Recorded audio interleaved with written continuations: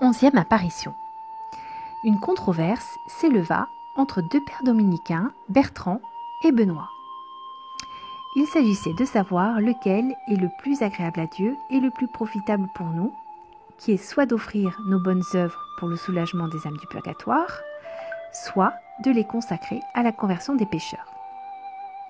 Bertrand, lui, disait que les pécheurs étaient dans un état de damnation et toujours entourés des embûches de l'enfer, tandis que les âmes du purgatoire sont assurées de leur salut éternel.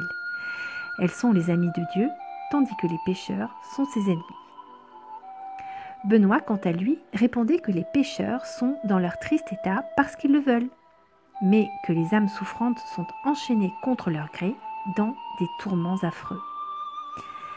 Dites-moi, si vous aviez devant vous deux mendiants, l'un capable de gagner sa vie et l'autre incapable de pourvoir à ses besoins, auquel viendriez-vous en aide ? Les âmes du purgatoire sont dans un océan de souffrance sans pouvoir se soulager. Les pécheurs, eux, sont devant le Seigneur comme des rebelles et des ennemis. Ne devons-nous pas plutôt travailler pour les amis de Dieu que pour ses ennemis ? Bertrand, toutefois, ne se rendait point à ces raisons. La nuit suivante, une âme du purgatoire lui apparut, sous forme d'un spectre horrible, chargé d'un poids qu'il ne pouvait supporter. L'apparition s'approcha en gémissant et le chargea de cet insupportable fardeau sous lequel le pauvre Bertrand succombait. Le tourment lui donna l'intelligence et il comprit qu'il devait faire plus pour les défunts que pour les pécheurs.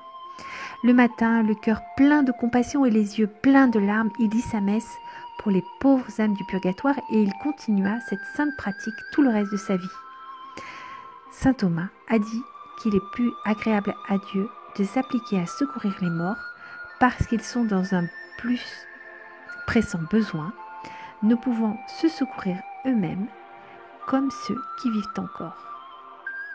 Beaucoup de saints parlent de même. Secourons-les donc, toujours avec un grand zèle. À demain pour la suite.